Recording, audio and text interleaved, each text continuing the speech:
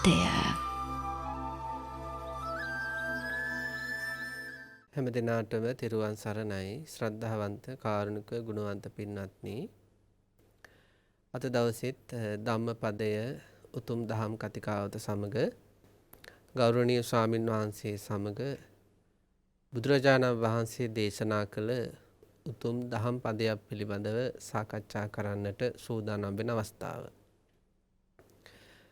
සසරගත ජීවිතයක් තුළ පින්වත්නි, තථාගතයන් වහන්සේ නමක් මේ ලෝකයට දේශනා කළ ඒ ධර්මය තමන්ගේ ජීවිතයට එකතු කරගෙන ඒ ධර්මයට අවනත වීමකින් තොරව ඔබ අප කාටවත් අපි මේ විදිහට අනන්ත අප්‍රමාණ සංසාරගත දුක්ඛයන්ගෙන් නිදහසක් ලබන්නට නම් හම්බ වෙන්නේ නැහැ. අපි අපේ ජීවිතය නිරන්තරයෙන්ම සංසාර දුක්ඛයන්ගෙන් නිදහස් වෙන්න අපිට හිතන විසඳුම් පාවිච්චි කරපු අය. ඒ විතරක් නෙවෙයි, අපේ ජීවිතවල ඇතිවෙච්ච දුක් කරදර වලට බාහිර ලෝකයාගෙනුත් අපි විවිධ විසඳුම් විවිධ අවවාද අනුශාසනා පවා ලබාගෙන ඒව භාවිතා කරලා තියෙනවා. නමුත් ඒ අපි අපට දැනෙන විදියට අපේ දුක් කරදර වලදී භාවිතා කරපු විසඳුම් සහ සමහර අවස්ථාවල බාහිර ලෝකයාගෙන් අපට ලැබුණු ඒ විසඳුම් අරගෙන බැලුවොත් එහෙම ඒ විසඳුම් වලින් අපට සදහටම අපි විඳින දුක් කරදර වලින් ගැලවෙන්නට පුළුවන් කමක් තිබුණේම නැහැ. ඒව තුවාලයකට తాවකාලිකව ගහන පැලස්තර වගේ ඒ වෙලෙ ඇතිවෙන දුක් යම් කිසි මට්ටමකට අඩු කළත් නැවත ඒ හේතු ලැබෙනකොට ඒ දුක් කරදර අපේ ජීවිතවල ඇති වෙන ස්වභාවයක්, සසර ගමනෙත් ඒව නැවත ඇති වෙන්නට හේතුන ස්වභාවයකුත් ඒ අපිට දැනෙන විදිහට ප්‍රශ්න විසඳන්න යාම තුළ අපි අත්දකලා තියෙනවා. තථාගතයන් වහන්සේ නමුත් මේ ලෝකෙට දේශනා කරපු ධර්මය යම් කෙනෙක් ජීවිතයට එකතු කරගත්තොත් පින්නත් යාට මේ විඳින දුක්ඛ දෝමනස්යන්ගෙන් తాවකාලික වශයෙන් නෙවෙයි විසඳුමක් ලැබෙන්නේ, සදාකාලික වශයෙන්ම විසඳුමක් ලැබෙනවා. ඒවට හොඳම සාක්ෂි තමයි අතීතයේ වැඩ වාසය කරපු රහතන් වහන්සේලා සහ රහත් මෙහෙණි වහන්සේලා. අධික කටුක ජීවිත ගත කරලා ඊටාම රෞද්‍ර විදියට දුක් කරදර විඳපු ඒ උතුමන් වහන්සේලාගේ ජීවිත ධර්මයට එකතු වීමෙන් පස්සේ, ධර්මයට අවනත වීමෙන් පස්සේ, බුද්ධ වචනයට අනුකූලව කටයුතු කිරීමෙන් පස්සේ ආයි කවදාවත් එවැනි දුක් ඇති නොවන විදියට සසර ගමනට තිතක් තියන්න ඒ උතුමන් වහන්සේලාට අවස්ථාව ලැබුණා. ඉතින් ධම්මපදය දහම් කතිකාවත තුලනුත් පින්නත් අපි සාකච්ඡා කරන්නේ තථාගතයන් වහන්සේ ලෝක සත්‍යයට තමන්ගේ ජීවිතයේ දුක් කරදර දුරු කරගන්න, සංසාර දුක් නැති කරගන්නට පෙන්වා වදාළ ගාථා තමයි ධම්මපදය තුල අඩංගු වෙලා තියෙන්නේ. ඉතින් අන්න ඒ ධම්මපදය තුල අඩංගු වෙලා තියෙන ගාථා ධර්මයන් තමයි අපි අපේ ජීවිතයට එකතු කරගන්නේ කොහොමද කියලා මේ ධම්මපද දහම් කතිකාවත තුලින් සාකච්ඡාවට බඳුන් කරන්නේ. අද දවසෙත් අපිත් එක්ක මේ උතුම් දහම් සාකච්ඡාව සිද්ධ කරන්නට එකතු වෙලා ඉන්නවා ගෞරවනීය අපේ කල්යාණ මිත්‍ර ස්වාමින් වහන්සේ, කොළොන්නාව අබේසිංහරාම වාසී රාජකීය පඬිතු ඉදුරුහේනේ ධම්මදේව ස්වාමින් වහන්සේ. වහන්සේ වෙනද වගේ මද දවසෙත් ඉතාම ගෞරවයෙන් දහම් කතිකාවතට පිළිගන්නවා.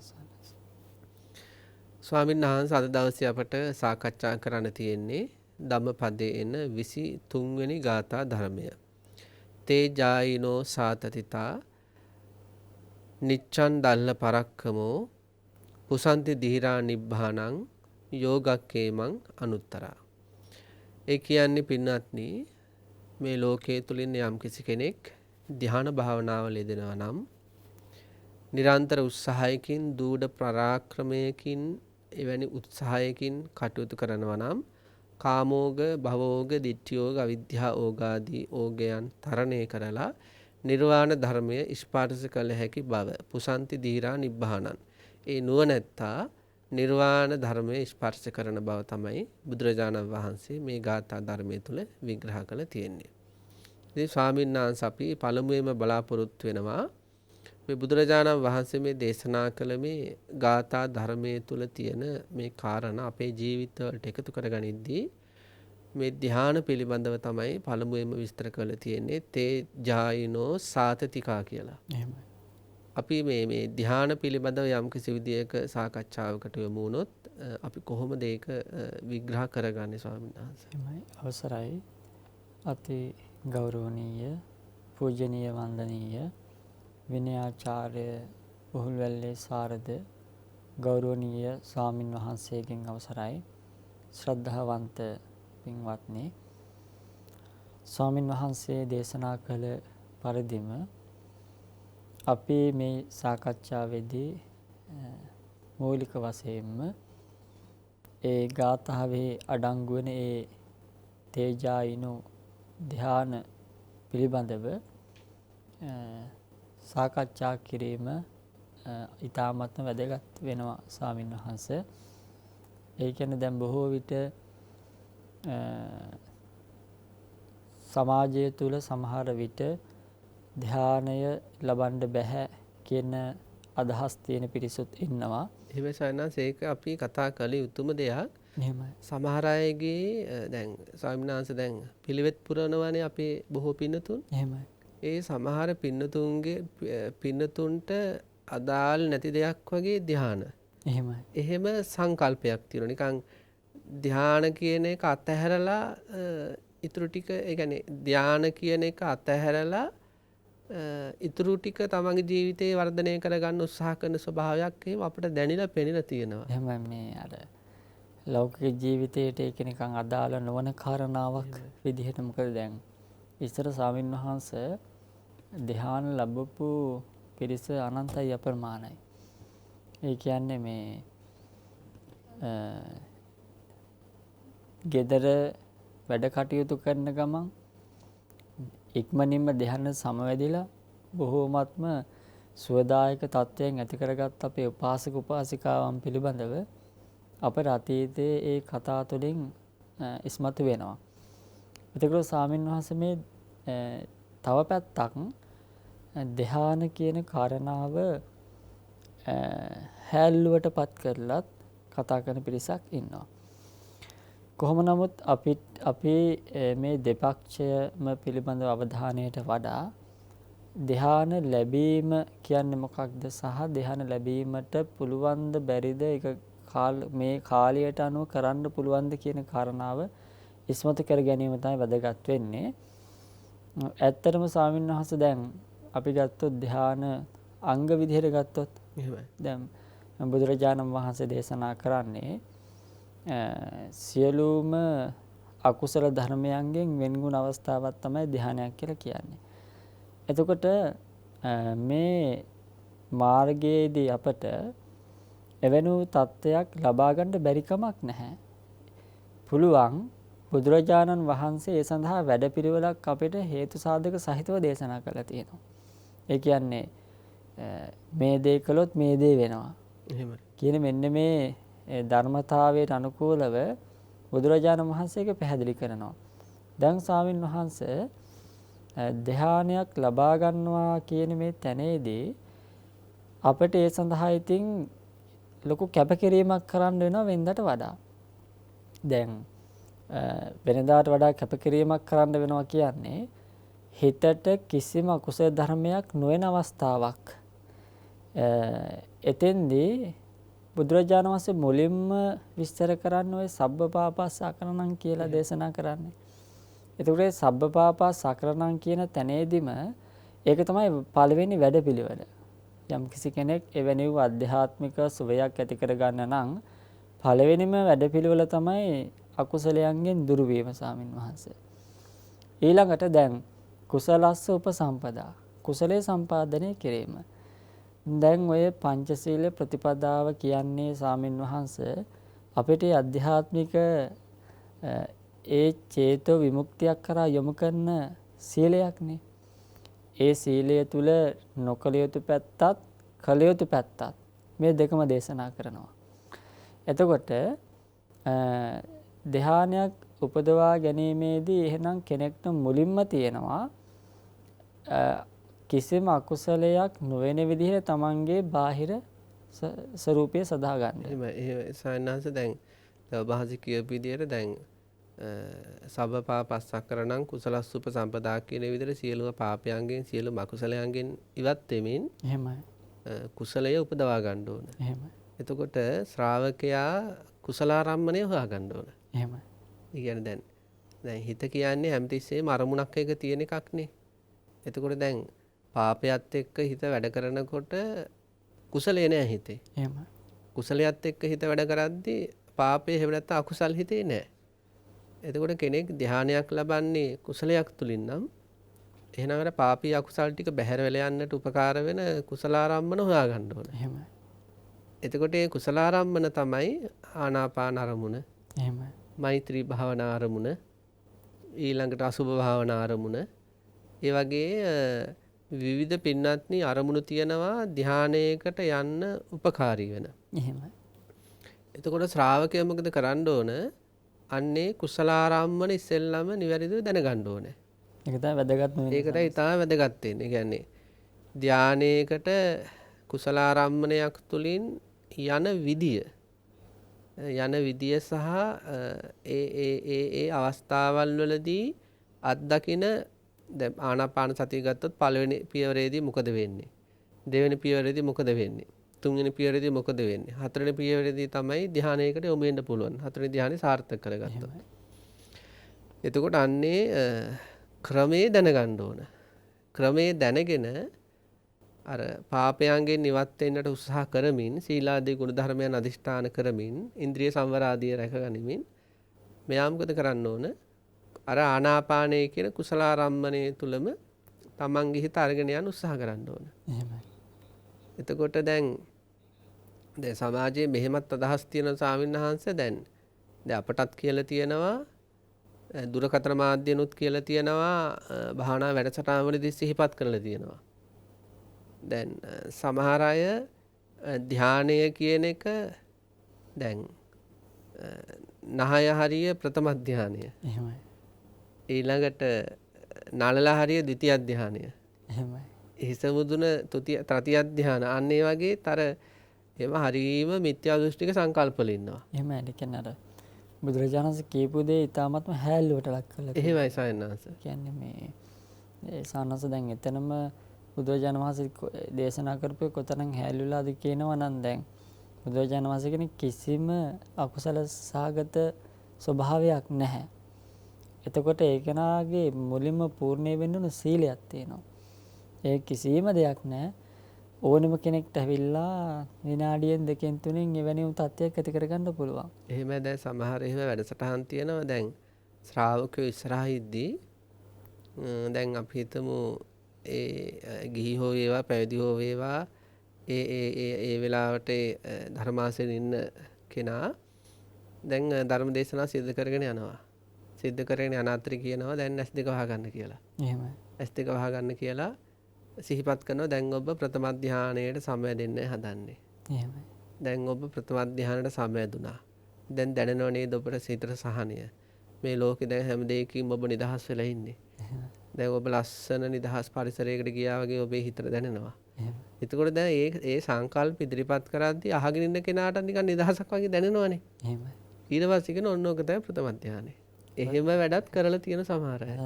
ඒ වගේ ඉතින් සනසීමක් නිින්දෙන් හීනියක් දකින කොටත් අත්විඳින්න පුළුවන්. එහෙමයි.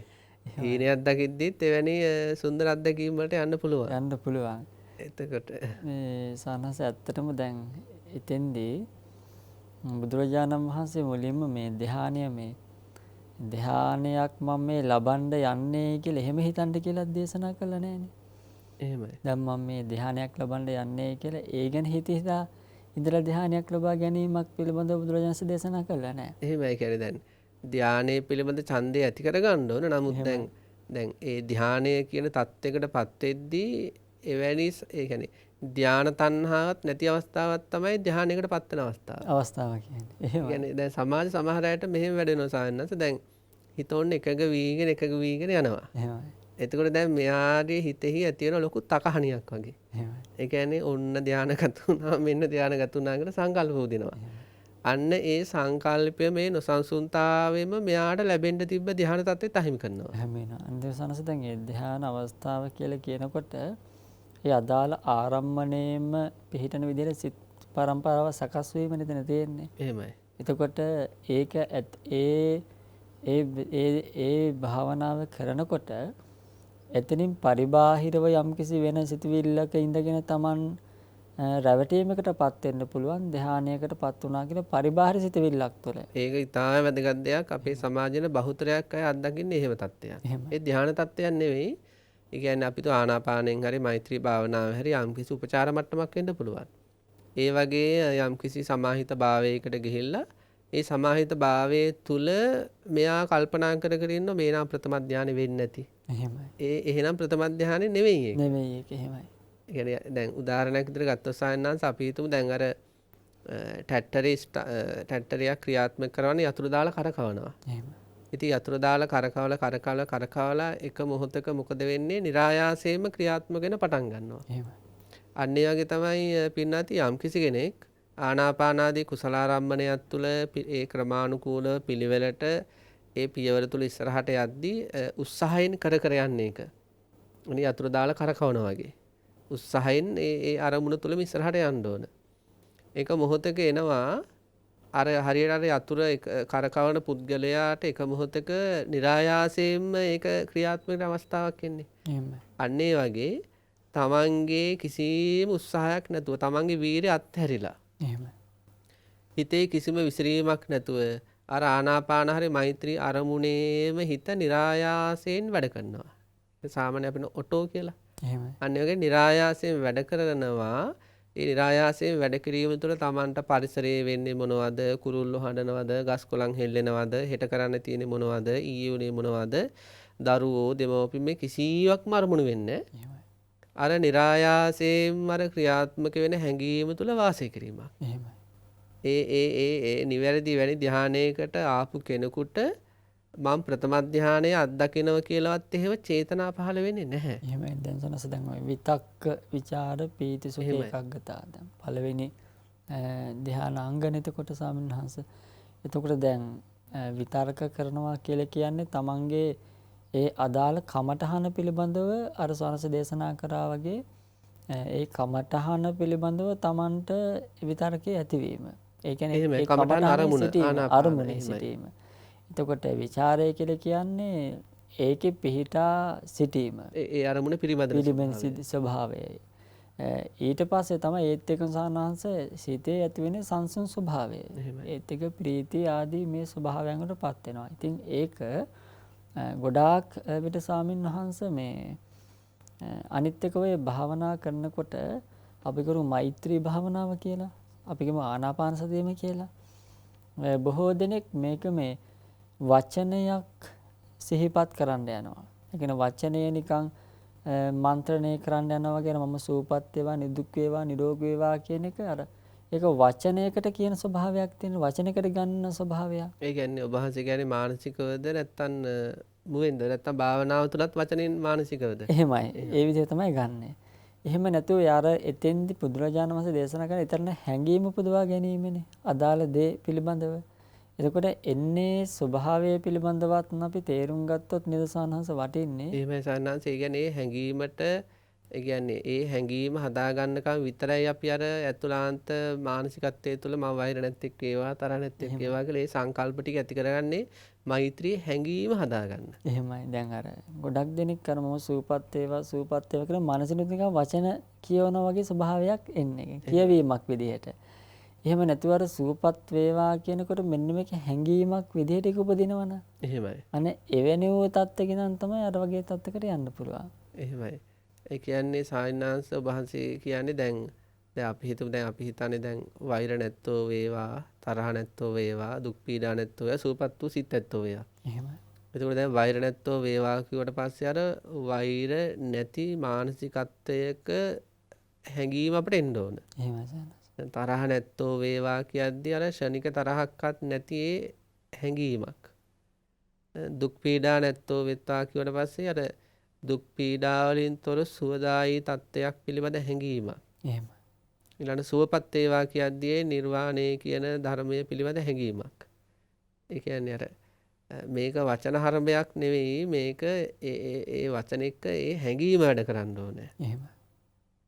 ඒ වගේ මේ අර එහෙම ඉදිරියට ගිහිල්ලා තමයි ඔය මුළු ලෝවම සුවපත් වේවා වගේ පොදු හැඟීමකට අපි එන්නේ. එහෙම.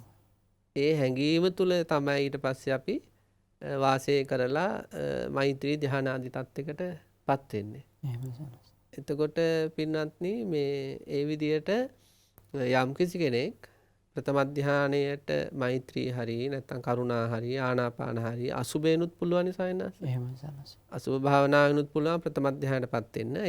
ඒ ප්‍රථම ධ්‍යානයටපත් වුණාට පස්සේ සාවින්හන් සිහිපත් කළා වගේ අපි හොඳට තේරුම් ගන්න ඕන. ඒ කියන්නේ ඒ අරමුණ කරාම හිත යන ගතියත් નિરાයාසයෙන්ම ඒ අරමුණම නැවත නැවත පිරිමදිනවා වගේ තත්ත්විකුත් ඒ තුලම Tamanට අර සියලු අකුසලයන්ගෙන් කාමයන්ගෙන් නිදහස් වීම විතර ලොකු මානසික විවේකයක්. එහෙම සනස. ඒ කියන්නේ හිතට වැඩ නැහැ දැන්. එහෙමයි. ඒ කියන්නේ අර මේ දුවේලි පැරිලි මුකුත් නැහැ. හරි නිදහස්. මුලින්ම කියන්නේ අර මේ කණුවක බැඳ ගොනෙක් වගේ කියලානේ. එහෙමයි. හිත දුවන්න තමයි එහාට යන්න තමයි බලන්නේ. එහෙමයි. මේ එතන සනස ඒ වගේ තත්යකට ඔය ඉන්ද්‍රිය පිළිබඳව සම්වරය ඉතාමත් වැදගත් වෙනවා නේද සාන්නහස? අනිවාර්යයෙන්ම සායනංශ මේ ධ්‍යාන වලට යන්න බලාපොරොත්තු වෙන ඉන්ද්‍රිය සංවරාදී පුරුදු කරන්න වෙනවා. සතර සංවර සීලයෙන්මයි ප්‍රථම ධ්‍යාන ආදිට යන්න පුළුවන්. එහෙමයි. දැන් සමහර වෙලාවට උත්සාහවන්ත වෙන්න පුළුවන් වෙලාවක් වෙන් කරගෙන. නමුත් දවස් 30ෙම ඉන්ද්‍රිය අසංවරයෙන් ඉඳගෙන.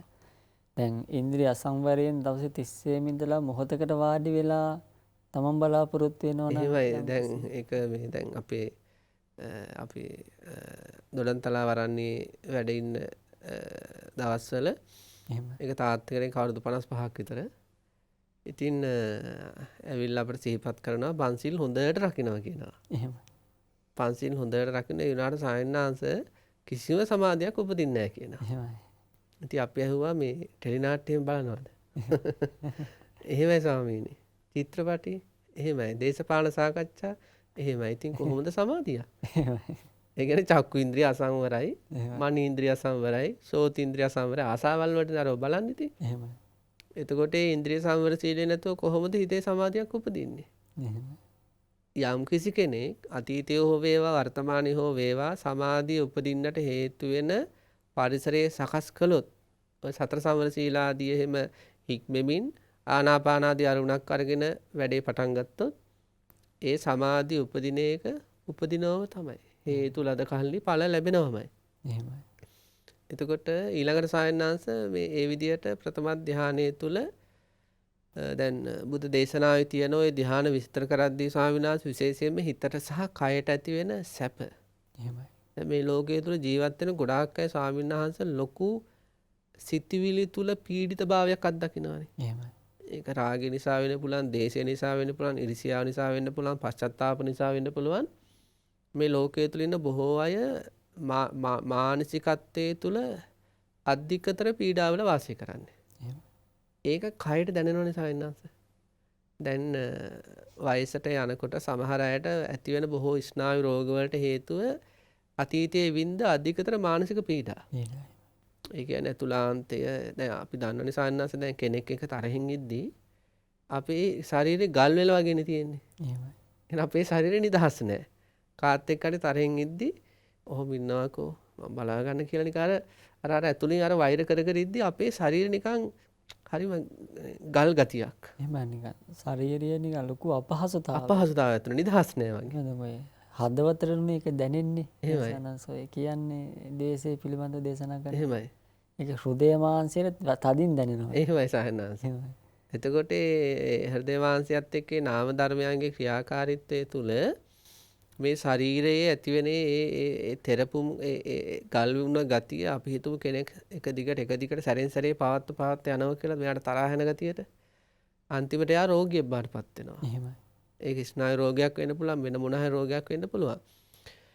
එතකොට දැන් ඒ විදිහට දැන් අකුසලය නිසා කයට වෙනස්කම් සිද්ධ වෙනවා වගේ කුසලය නිසාත් කයට වෙනස්කම් සිද්ධ වෙනවා. එහෙමයි. එතකොට දැන් යම් කිසි කෙනෙක් ධානයකටපත් වුණා කියන්නේ සියලුම අකුසලයන්ගෙන් සියලුම කාමයන්ගෙන් නිදහස් වුණ හරීම නිදහස් සොඳුරු මානසිකත්වයක්. ඒ මානසිකත්වයේ බලපෑම කයට තියෙනවා. එහෙමයි. එතකොට ධාන විස්තර කරද්දී බුදුන් වහන්සේ දේශනා කළා තියෙන්නේ ප්‍රථම ධාන, ද්විතිය ධාන වලදී එහෙම දැන් එක උපමාවක් තියෙන සායනහංශ දැන් එක විලක් තියෙන පොකුණක් තියෙනවා. මේ විලට මේ පොකුණට වැස්ස වැටෙන්නෙත් නැහැ. ගලාගෙන යන ගංගාවක්වත් මේකට එන්නේ නැහැ. එහෙමයි. හැබැයි මේ විලේම ඇතුළෙන්ම එන උල්පත් වලින් මේ විල හැමතිස්සෙම තෙමෙනවා. ප්‍රථම ධ්‍යාන, ද්විතිය ධ්‍යාන ආදී තත්ත්වයන්ට පත් වුණාට පස්සේ විස්තර කරලා තියෙනවා මේ එයාගේ නාමකයයි කරජකයයි. කරජකය කියන්නේ මේ ශරීරය. මේ නාමකයයි කරජකයයි හරියට විලක් ඇතුලේ වතුර උණ මුළු හාත්පස විලම තෙමන්නේ යම්සේද.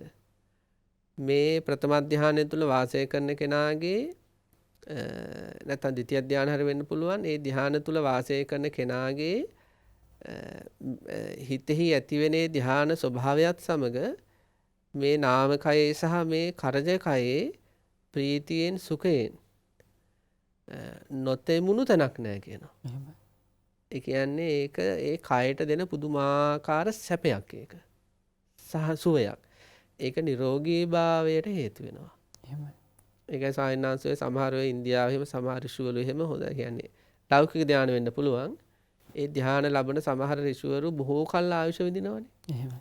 ඒක නේද අතුලාන්තයේ අර නාමකය සුවපත් කරගත්තට පස්සේ මේ කරජකයට ඒකේ බලපෑම සිද්ධ වෙනවා. එහෙමයි. අර අතුලාන්තයේම සනසර ප්‍රීතිය ඇති වෙනවානේ. අතුලාන්තේ දැන් සාමාන්‍ය ලෝකයේ තුල බලන්නේ මේ කය මූලික කරගත්ත ගමනක් නේ. එහෙමයි. ඒ කියන්නේ දැන් හිත සතුරු කරන්න තමයි ඇස කන නාසය දිව ශරීරය භෞතික වස්තු පාවිච්චි භෞතික වස්තු පාවිච්චි කරන. ඉතින් හරියට මේ ඇහැ පාවිච්චි කරනවා, කන පාවිච්චි කරනවා. එතකොට වෙහෙස කොහොමත් නිරසනස පුදුම වෙහෙසක්නේ. ඒ කියන්නේ භෞතික බාහිර වස්තු ජීවි අජීවී වස්තු එහෙමයි. වලින් සතුටු වෙන්න ඇහැ කන නාසය දිව කය මනස ඉතින් යොදවන්න එපා. යොදවන්න එපා සාන්නහස. එතකොට දැන් උපමාවකුත් කියනනේ සාන්නහස මේ දොරවල් 6ක් තියෙන තුඹසකින් දොරවල් 5ක් වහනවා. දැන් 5ක් වැහුවාම එකක් තමයි විවෘත කරගෙන ඉන්නේ. ඒතකොට පහෙන් එන පීඩා සියල්ලම නතර වෙනවා. එහෙමයි. ඒතකොට එකක් අරගෙන බලන් ඉන්නවා ස්වභාවය පිළිබඳව. එතකොට මේ ඒ වගේ අපේ මේ අර හිත අර ඉල්ලන ගතිය නැති කරාම මේ ඉන්ද්‍රියන් වලින් ඉල්ලන ගතිය නැති කරාම අර සානහස දේශනා කරා වගේ යම්කිසි භාවනා අරමුණක් කමඨහන් අරමුණක් අරගෙන ඒකම නැවත අර සිහිපත් කරගෙන යනකොට ඒක අර මානසිකව ලැබෙන සැනසීමත් එක්ක සානහසර කායික බර නැති වෙනවා. එහෙමයි. අර කයට බරක් දැනෙනවනේ. ඒ කයේ බර නැති වෙනවා. එතකොට තමයි අපිට අර කායික වශයෙන් සංසිඳීමකටපත් වෙන්නේ සානහස. එහෙමයි. ඒක හරියට පින්නත් මේ දැන් වාහන සානහස තියෙනවානේ. එහෙමයි. දැන් වාහන සමහර අය සර්විස් කරන්න නැතුව පාවිච්චි කරනවා. එහෙමයි. වාහන සර්විස් කරන්න නැතුව පාවිච්චි කරාට පස්සේ වාහන ඉක්මනින්ම අබල දුබල වෙනවා. එහෙමයි. සමහර අය එහෙම නෙවෙයි සායනාංශ මේ මාසෙකට සැරයක් සර්විස් කරනවා. සමහර අය සති දෙකකට සැරයක් සර්විස් කරනවා. එහෙම හොඳට ඒ වාහන අවදාළ දවසට සර්විස් කරගෙන ඉස්සරහට යන ඒ වාහන බොහෝ කල් පවතිනවා යහපත් විදියට. අබල දුබල වෙන්නේ නැහැ. අන්න ඒ වාහනයක් සර්විස් කරනවා වගේ තමයි යම් කෙනෙක් සමාධියකටපත් වීම කියන්නේ. ඒ කියන්නේ මේ අපේ ජීවිතේ අර තරහ ගිහිල්ලා ඉරිසියාවෙන් රාගෙන් තැවෙමින් දැවෙමින් පිච්චෙමින් මේක ඉස්සරහට අරගෙන යනවානේ. මෙහෙම අරගෙන යන ජීවිතේ ඊටාම සුවදායි ඊටාම නිදහස් මානසික තලයකට අරගෙන යනවා. ඒ මොහොත සායනාංශ ඒක විනාඩි 10ක් 20ක් 30ක් පැයක් වෙන්න පුළුවන්. ඒ කාල පරාසය හරියට මේ ජීවිතේ සර්විස් කරා වගේ. එහෙමයි. ඒ කියන්නේ ඒක පුදුමාකාර මේ විවේකයක් ජීවිතේට. අපි හිතුව යම් කිසි කෙනෙක් එවැනි අත්දැකීම් දෛනිකව අත්දකිනවා නම් සතියකට සැරයක් දෙසරයක් අත්දකිනවා නම් ඒ ජීවිතේ පැහැදිලිව සායනාංශ නිරෝගී බවට නම් පැහැදිලිව විශාල රුකුලක් යම් කිසි කෙනෙක් ධ්‍යාන සමාධිය ආදී භාවිතා කරනවා. එහෙමයි. දැන් සර්විස් කරපු වාහනයක් පැදපු කෙනෙක් කවදාවත් සර්විස් නොකරපු වාහනයක් පදින්න උත්සාහවන්ත වෙන්නේ නැහනේ. එහෙමයි. ඒ වගේ බුදුරජාණන් වහන්සේගේ ධර්මීය සන්නහසයේ ධානය බුදුරජාණන් වහන්සේ දේශනා කරනෝනේ මේ මිල්ල සුඛයක් විදිහට මේ පංචකාම සම්පත්තිය. අර වගේ සුවයක් අත් විඳපු කෙනෙක් ආයි මේ පැත්ත ගැන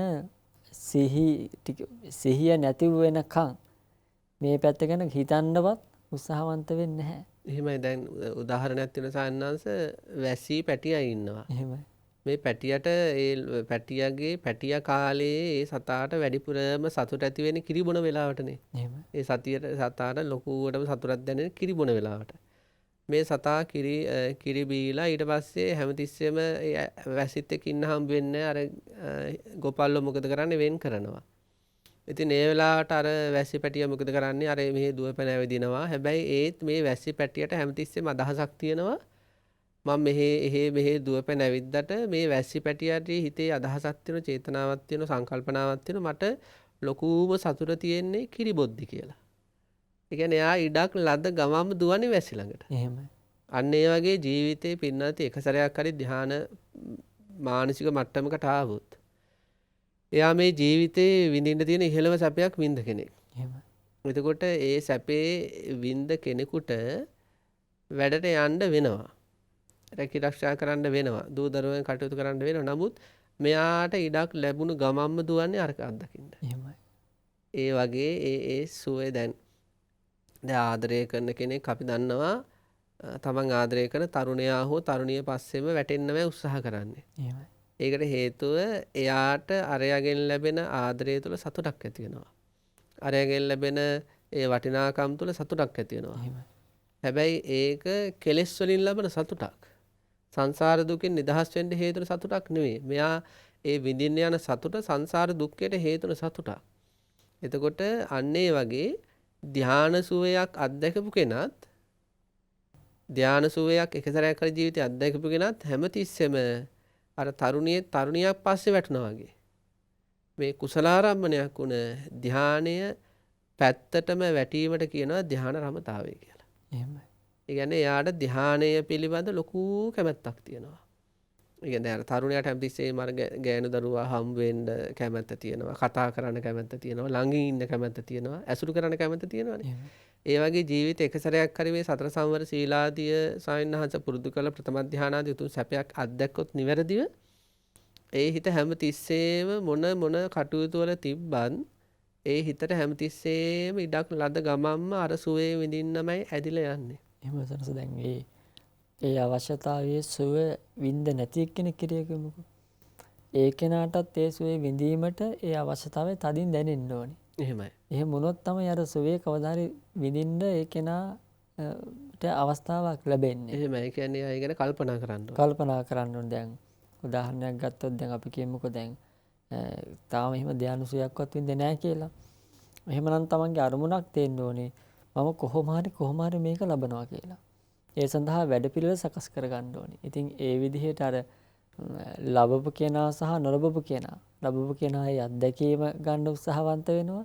නොලබපු කෙනා ඒ අත්දැකීම ලබා ගන්න උත්සාහවන්ත වෙනවා. එහෙමයි. ඒ සඳහා හැම වෙලාවෙම ක්‍රියාකාරීත්වය තුළ තමන්ට ඒකම අරමුණු කරගන්න පුළුවන් නම් ඒකම තමයි වැදගත් වෙන්නේ. එහෙමයි සයන්නාංශ. ඒ නිසා පින්වත්නි ඉතින් අපි ආරාධනා කරනවා නිවැරදි කමඨහන් දේශනාදිය ශ්‍රවණය කරමින් මෙවැනි ධ්‍යාන වලට යන්න යොමු වෙන්න කියලා විශේෂයෙන්ම සායනහංශ අපේ සමාජයේ අතර මේ ධර්මයත් එක්කම ඉන්න සමහර අය එහෙම දැන් සාමාන්‍යයෙන් කියනනේ මට කරන්න බැරි දෙයක් නැහැ මට ඕන දෙයක් පුළුවන්.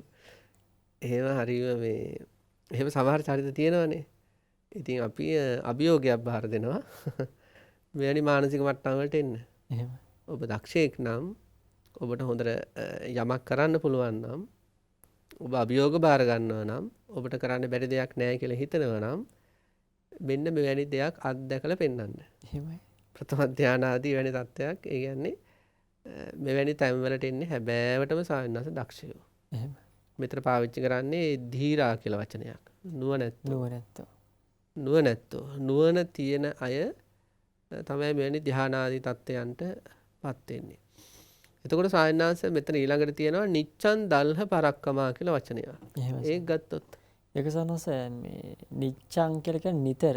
දල්හ පරක්කම කියන්නේ එතනගේ පුරුෂ පරාක්‍රමය කියලා කියන්නේ. ඒකත් පොඩ්ඩක් කතා කරන්න ඕන අපි ගාව තියෙනවද කියලා. එහෙමයි.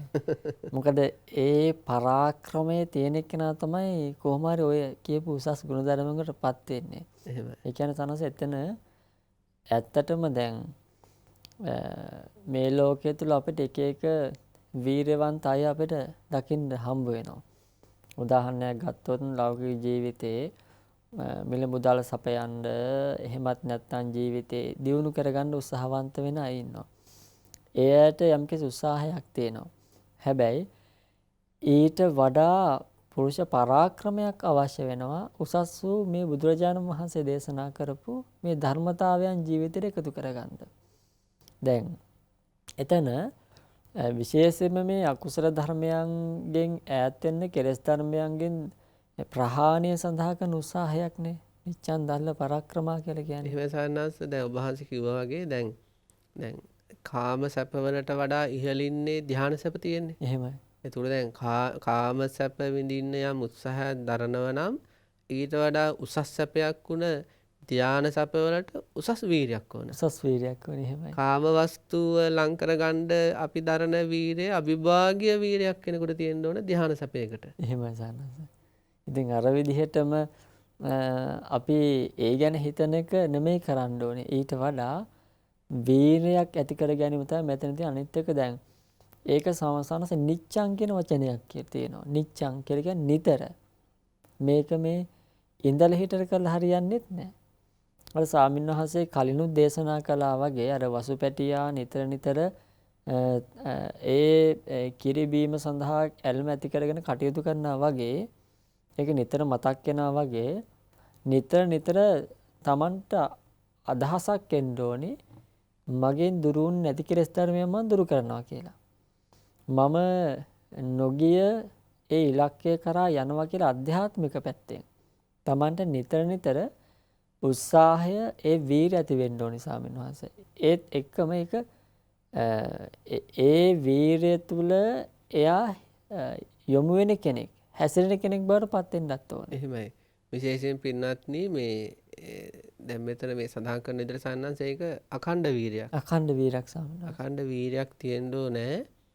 ඉතින් අපි දන්නවා හොඳට අපේ සමාජයේ ඉන්න අපේ පින්නතුන් බහුතරයක් එවැනි මානසික මට්ටම් වලට එන්න කැමති. එහෙමයි. නමුත් වීරිය අඛණ්ඩත්වය පිළිබඳ ප්‍රශ්නයක් තියෙනවා. ඒක තමයි ලොකු ගැටලුව ස්වාමීන් වහන්සේ. ලොකුම ගැටලුව තියෙන්නේ පින්නතුන් බහුතරයෙකුගේ වීරිය එක දිගටම අල්ලගෙන යන්නේ නැහැ. එහෙම සනස් දැන් ඒ කතාව සන්නස ඉතාම මේ සාධාරණ වෙනවා හැම දිනාටම වගේ. ඒ කියන්නේ දැන් මොකක් හරි දේශනාවක් අහලා හෝ මොනවා හරි වැඩසටහනක සම්බන්ධ වෙලා ලොකු වීරයක් ඇති වෙනවා. ලොකු වීරයක් ඇති වෙලා සමහර අය හිතනවා මම අද්දී ඉඳන් හොඳ වැඩක් කරන්නම්කෝ. ඔක්කොම නවත්තලා මම මගේ දේ කරනවා. එහෙමයි. මං අදාළ ඉලක්කයට යන්න මං උත්සාහවන්ත වෙනවා කියලා වැඩ පටන් ගන්නවා. එතකොට ඒ වැඩේ පටන් ගත්තට ඉතින් ආයි දවසක් යනවා දෙකක් යනවා තුනක් යනකොට අන්තිමේදී එහෙම වීරයක් ගත්තද නැද්ද කියලාවත් අදහසක් නැහැ. හරියට වීරයක් ගැන කිසිම අදහසක්වත් ඇති නොකරගත්ත කෙනෙක් වගේ හැසිරෙන්නේ. එහෙමයි. කියන්නේ කලින් වීර සඳහා මේ සැලසුම් හදුවත් නැති කෙනෙක් වගේ සැලසුම් හදපු කෙනා ජීවත් වෙනවා. හදපු කෙනා ජීවත් වෙනවා. එතකොට මේ සයනස් අපි ඒක හදා ගන්නවා. මම හිතන ගොඩක් අයට තියෙන ප්‍රශ්නය මේ ඇයි මේ වීර්ය ඇති කරගෙන කටයුතු කරලා එක පාට ඒකෙන් අපි ගිලිහෙන්නේ. එහෙමයි. එතකොට අපි බලන්න ඕන පින්නත්නි දැන් වීර්යයක් අරගෙන දැන් අතීතයට අත්දැකීම් තියෙන සයනස්. දැන් අතීතය අරගෙන බැලුවට පස්සේ Tamanට හොඳට වීර්ය වඩපු කාලය අල්ල ගන්න පුළුවන්. ඊට පස්සේ කල්පනා කරලා බලන්න ඕන ඒ වීර්ය ගිලිහුනේ මොනව ඇසුරු කරන්න ගිහිල්ලාද? එහෙමයි. අන්න ඒක තමයි සයනස් වැදගත් වෙන්නේ. වැදගත් වෙන්නේ. දැන් බණ අහලා ධර්ම සාකච්ඡා ශ්‍රවණය කළා පොතපත කියවලා කමටහන් ගුරු ඇසුරු කළා උන වීර්ය වර්ධනය කරගෙන භාවනා කළා. හැබැයි එක මොහොතක ඉඳලා Taman ඒවෙන් ගිලිහෙන්න පටන් ගත්තා. එහෙනම් අනිවාර්යයෙන්ම අර ධර්ම ශ්‍රවණාදී ආශ්‍රයයන්ගෙන් ඈත්ලා වෙනත් ආශ්‍රයයන් වගේ එකට තල්ලු වෙලා ගිහිල්ලා තියෙනවා. එහෙමයි. අන්නේ ආශ්‍රයයන් මොනවද කියලා බලන්න ඕනේ. එහෙමයි. සමහර විට ජංගම දුරගතර වෙන්නත් පුළුවන්.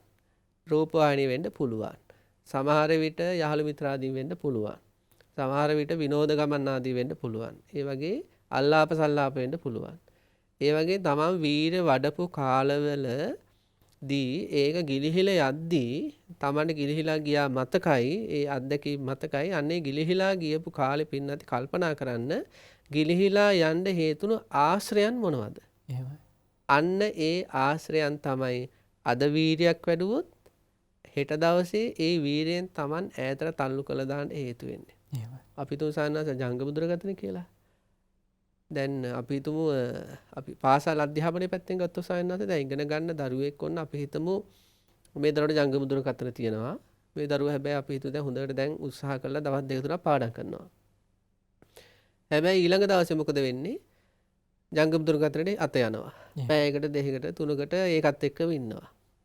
කැපවීම කියන්නේ ඒකයි සායනහන්ස. මේ දරුවයි ජංගම දුරක දැන් දැනගත්තනේ මං ගිලිහෙන්නේ මගේ උත්සාහය ගිලිහෙන්නේ ජංගම දුරකථනයේ. මේකේ මුහුණ පොතට ගිහිල්ලා සමාජ ඒක සමාජ ජාලාවට ගිහිල්ලා මගේ වීරය ගිලිහිලා යන්නේ. මේක ආශ්‍රය කරන. ඉතින් ඉලක්කයකට යන්න නම් අපිට කැපවීම කරන්න වෙනෝනේ. එහෙමයි. එතකොට පින්නත් මොකද කරන්න ඕන? ජංගම දුරකථන එක්ක අම්මර දෙන්න ඕනේ. එක්ක තාත්තට දෙන්න ඕනේ. ඒ කියන්නේ මේ ඒ කියන්නේ ඒ දරුව සම්බන්ධව ඒ වගේ වැඩිහිටිය අයටත් අන්න ඒ වගේ මොනවා හරි තියෙනවා නම් මේ වීරය ඇති කරගෙන හොඳට පවත්වාගෙන ගිහිල්ලා එකපාරට එක ගිලිහිලා යනවා නම් එහෙමයි. ඒ ගිලිහිලා යන්නට හේතුනේ රූපවාහිනිය නම් රූපවාහිනිය අතාරින්න ඕනේ. ඊළඟ සැරේ වීරය වඩද්දී ඒකට සැලසුම හදා ගන්න ඕනේ. මම පිරිහෙන්නේ මේ ටීවී එක නිසා මේකෙන් ඈත් වෙන්න දැන් සැලසුම හදා ගන්න ඕනේ. මොකක් හරි ක්‍රමවේදයක්. ඊළඟට කෙනෙකුට ජංගම දුරකථනේ හරි එහෙම නැත්නම් වෙන මොනවා හරි දේවල් නම් අල්ලාප සල්ලාප හින්දා සමහර අයගේ කෙලෙස් ඇවිස්සෙනවා. අන්න ඒ සමහර අයට රාගාදී කෙලෙස් නිසා. ඉතින් අන්න ඒ තමන්ගේ වීර ගිලිහිලා යන්නට හේතුණු කාරණා ටික අත්දැකීමෙන්ම අතීතයේ ටෙබිල්ල බලලා අල්ලගෙන අද වීරයක් ගත්තොත් අදම සැලසුම් කරන්න ඕනේ. හරි මම මේ ගන්න වීරෙන් හෙට දවසේ ගිලිහිලා යන්න පුළුවන් අර සිද්ධි ටික නිසා අර දේවල් ටික නිසා. හරි ඒවයින් ඈත්තල ඉන්න පරිසරය තමන් වේල පහින්ම හදා ගන්න ඕන. එහෙමයි. දැන් ඔය වල් පැලෑටි බිහිවෙන්න අමුතුවෙන් කවුරුවත් පොළොව කොටලා මහන්සි වෙන්න ඕනේ නැහනේ. ඒතර ඒ වගේ තමයි සනස් දේශනා කරා වගේ අර වැරදි පැත්තට අකුසල් පැත්තට අපේ හිතේ යන ස්වභාවයක් තියෙනවා. ඒක සංසාරේ පුරාම අපි අත්දැකීමක් කරගත්තින් තමයි ඒ දේ වෙන්නේ. එතකොට අර වගේ එතනින් බැහැර වෙලා අපේ හිත උසස් වූ මට්ටමකට පත් කරගන්න නම් අපිට අර ඔය කියන පුරුෂ වීරය පරාක්‍රම වීරය අත්‍යවශ්‍යයි. මොකද පොළවක ස්වාමීන් වහන්සේ බෙහෙත් පැලෑටියක් වගේ මේ පෝෂණය කරන්න වර්ධනයකට පත් කරන්න අමාරුයි. ඒ සඳහා පෝර දාන්න වෙනවා, වතුර දාන්න වෙනවා, උදේ හවස බලන්න වෙනවා, ඒ කැපකිරීමක් කරන්න වෙනවා. ඒ වගේ අර අයහපත් දෙයකින් මිදෙන්න ඒ වගේම ඒ මිදුනට පස්සේ හරි පැත්තට ගමන් කරන්න. කුසලයක හිත පිහිටවා ගන්න. එතකොට ඒ තුල ස්වාමින්වහන්සේ ගමන් කරනකොට ඒක නැවත නැවත ඒ තුල පිහිටීමටත් වීරයක් ඕනේ. එහෙමයි. අර ඒක තමයි අපි සානස දේශනා කරා වගේ මුලින්ම ගොඩාක් දෙනෙක් පටන් ගන්නවා වීරයෙන්. හැබැයි ඒකට ඊටාම සුළු කාලයක් පවතින්නේ. ඉතින් ඒ සුළු කාලේ පවතින්නේ ඒ අදාළ දේ නැවත නැවත කිරීමේ වීරියක් නැහැ. උදාහරණයක් ගමුකෝ දැන් ජංගම දුරකථනයේම දැන් දරුවෙක් එහෙම ජංගම දුරකථනය නෑ මට ඕනේ නෑ කියලා පැත්තකින් තියනවා. දැන් ආයෙත් ටික ඔක දවස් දෙකක් යනවා ආයෙත් මතක් වෙනවා. දැන් මතක් වෙනකොට මොකද වෙන්නේ? නෑ උන්න එකපාරක් බලනවා. පැයක් විතර බලනවා. පැය භාගයක් බලනවා. ඒක දැන් අන්තිමේදී දවස් 30ම අන්තිමේදී පාඩමක් කෙරෙන්නේ. එහෙමයි. ඉතින් අර මුලින්ම අදිෂ්ඨානයක් අරගෙන වීරයක් අරගෙන නැවත ඒක හොඳයි. හැබැයි ඒක පවත්වා ගන්න වීරිය තිබ්බේ නැහැ. එහෙමයි. අන්න ඒක එතකොට හේතු බලලා ඒ හේතු ටික දුරස් කරන්න ඕන. දුරස් කරන්න ඕන සාරා. දුරස් කරන්න ඕන. දැන් විශේෂයෙන්ම සායනාංශ ඉතින් ඔතනදී ඔය දැන් ඔය විරිය සම්බොජ්ජංගය උපදවා ගැනීමේ හේතු වලදී එහෙම දැන් අපේ බෝසත්යන් වහන්සේ ගැන කල්පනා කරන්න පුළුවන්. ඒ කියන්නේ බෝසත්යන් වහන්සේ ඒ කියන්නේ සායනාංශ අර දැන් අපි දන්නවානේ මේ හරිම සුන්දර ඒ කියන්නේ සුන්දර ඒ කියන්නේ බොහොම තේජාන්විත ස්වභාවයක් තිබු උත්තමයෙක්නේ සිද්ධාර්ථයන් වහන්සේ. එතකොට ඒ වගේ උත්තමයෙක්ගේ ශරීරය අපි දැන් ওই දුෂ්කර ක්‍රියා කියද්දී අපිට අරමුණු වෙන රූපයක් තියෙනවා. එහෙමයි. ඒ කියන්නේ හකු බැහැලා, ඇස් බැහැලා, අත් ඔය කළුවැල් පුරුක් වගේ කෙට්ටු වෙලා ඊළඟට පපු කුහරේ බැහැලා මුළු ශරීරයේම මේ මස් ටික නැති ඇටසැකිල්ලක් වගේ අපට අරමුණු වෙනවනේ. එහෙමයි. එතකොට ආචාර ලස්සන සුන්දර සිද්ධාර්ථයන් වහන්සේගේ ශරීරයත් ඊළඟට ඒ අපිට දුෂ්කර ක්‍රියාව තුල ඒ සකස් වුණු ඒ ඇට ගැහුණු වගේ ශරීරයත් අතර තුර කාලය මොන තරම් දුකක් විඳින්න නැද්ද? එහෙමයි. ඒ කියන්නේ සයන්නාංශ අපි දන්නෝනේ අපිට දැන් දවස් දෙකක් කෑම ටික නොලැබෙනකොට අපිට කැරකැවිලි ගති, වැටෙන ගති, අබල දුබල ගති, කකියන ගති ඇති වෙනවා. එතකොට දැන් බෝසත්යන් වහන්සේගේ ඔය හකු බහින එක පාට නෙවෙයි සිද්ධ වුණේ. ටිකෙන් ටික. ටිකෙන් ටික. ශරීරයේ අත්පය කළු වැල් පුරුක් වගේ කෙට්ටු වීම කියන එක ටිකෙන් ටික පටන් ගත්තේ. එහෙමයි. ඒ අතරතුර කාලයේ කොච්චර කායික වේදනා ඇති වෙන්නේ නැද්ද? කොච්චර කැක්කුම්, දනිස් කැක්කුම්, කොන්දේ කැක්කුම්. දැන් අපිට උනත් මතකයි සායනාංශ දැන් ඔය උණ එහෙම හැදුනට පස්සේ උණ හැදුණු කාණවලට මේ ඇඳේ ඉද්දි එහෙම කොන්දේ කැක්කුම. ඇතපිලා හිටියත් කොන්ද රිදෙනවා. ඒ කියන්නේ මුළු කයම නිකන් දුබල වෙලා තියෙන්නේ. එහෙමයි. එතකොට බෝධිසත්වයන් වහන්සේ එක දිගටම අවුරුදු 6කට ආසන්න කාලයක් ඒ අත්දැකීම වෙලාවකට අවුවට පිච්චෙනවා, වෙලාවට වැස්සට තෙවෙනවා, රැයට පිනි ගහනවා. ඉතින් ඊළඟ කායික පීඩා මෙන්න මේ වගේ ලොකු කායික දුකක් විඳපු හැටි කල්පනා කර කර එවන් කායික දුකක් විඳපු බෝධිසත්වයන් වහන්සේ වෙනුවෙන් ඇයි බැරි මට මේක දවසකට පැයක් භාවනාවට යොමු කරන්න? ඇයි මට බැරි දවසකට පැය දෙකක් හරි භාවනාවකට යොමු කරන්න කියලා. ඒ කියන්නේ බෝධිසත්වයන් වහන්සේගේ පිළිරුවක් හරි ස්වාමින්වහන්සේ තමන්ගේ නිවසේ කාමරයක පේන තැනක තියාගෙන ඒ දිහා බලාගෙන මෙනෙහි කරන්න. පින්නත් ඒ දිහා බලාගෙන කල්පනා කරන්න මම වෙනුවෙන් මේ ජීවිතේ කරගත්ත දෙයක්. මම වෙනුවෙන් මේ ජීවිතේ වැටිච්ච තැනක්. ඉතින් අර මහේසාක්‍ය රාජකුමාරයෙක් මම නිසා කබලක් අරගෙන යන ගෙයක් ගානේ පිණ්ඩපාත යන අන්තිමට ඒකත් අතහැරිලා මේ වගේ කුස ගැහුණු බැලුවම ප්‍රසාදයේ නූපදින මෙහෙම ජීවිතයක් බවට පත් වුණ හැටි කල්පනා කර කර ඒ ජීවිතේ ණය ගෙවන්න ඕන. එහෙමයි. ඉතින් ඒ වගේ වීරිය උපදින්නට විරිය සම්බොජ්ජංගය උපදින්න හේතුන කාරණා කිහිපයක්ම තියෙන සයන්නාංශ. ඉතින් ඒ වරගන්න ඕන ඊළඟට දේශනාවේ මේ අවසානයේ තියෙන පුසන්ති දීරා නිබ්බානං යෝගක්කේමන් අනුත්තරං කියලා. එහෙම සනස එතෙන්දී කියන්නේ එතනත් ඔය නුවණැති උතුමන් විසින් ඔය කාම, ditthi, භව මේ ආදී මේ ඕගයන් දුරු කරලා උතුම් සැනසීමට පත් වෙනවා කියලා. ඉතින් එතෙන්ටත් උපකාර වෙන්නේ අර කියන වීරියම තමයි. දැන් එතකොට කාම දිට්ඨි විදිහට ගත්තොත් නේ සාමනහස දැන් ඔය අපි නිතරම හැමෝටම මේ ධර්ම මාර්ගය වෙහෙන ප්‍රධානම එකක් නොය කාමය කියලා කියන්නේ කාම ඡන්දය කියලා කියන්නේ. එතකොට මේ කාම ලෝකයේ ඇති වස්තුන් වලට ඇති කැමැත්ත ඒක නිකන් ඕගයක්. ඒක අපිව නිවන් මාර්ගයෙන් බැහැර කරලා වෙනම පැත්තකට ගහගෙන යනවා. ඒක දිට්ඨි කියලා කිව්වහමත් ඔය සක්කාය දිට්ඨිය මූලික වෙලා සකස් කරගන්න ඒ මිත්‍යා දෘෂ්ටික දේවල්. ඒ විදිහට දැන් ওই භව ආදී වශයෙන් ගත්තාම භවය පිළිබඳ තෘෂ්ණාව ඒ කියන කාරණා ටිකනේ සාන්නස් එතන සාකච්ඡා කරන්නේ. එහෙමයි. ඒ කියන්නේ කාම භව ditthi යෝග කියන්නේ සංසාරේ යන්න වෙන කාරණා ටිකනේ සාන්නස්. එහෙමයි. අවිජ්ජා. එහෙමයි අවිද්‍යාව. කාම භව ditthi අවිද්‍යාව. එහෙමයි.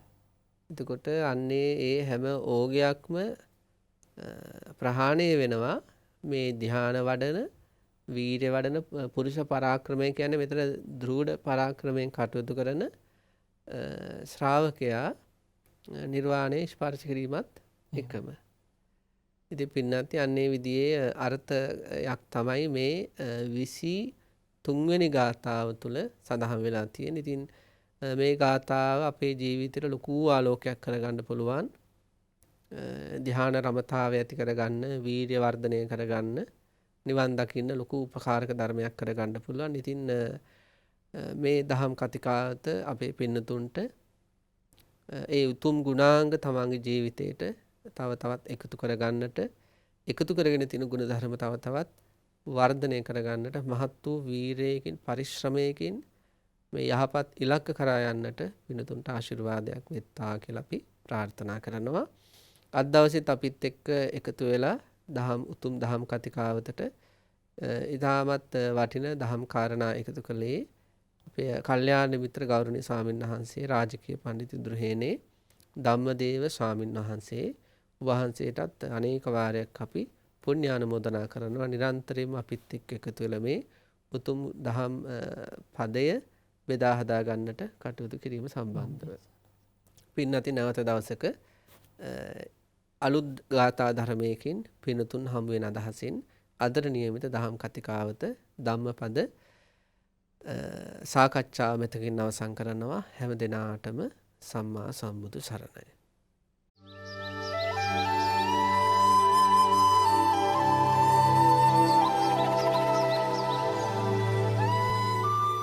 ධම්මපදය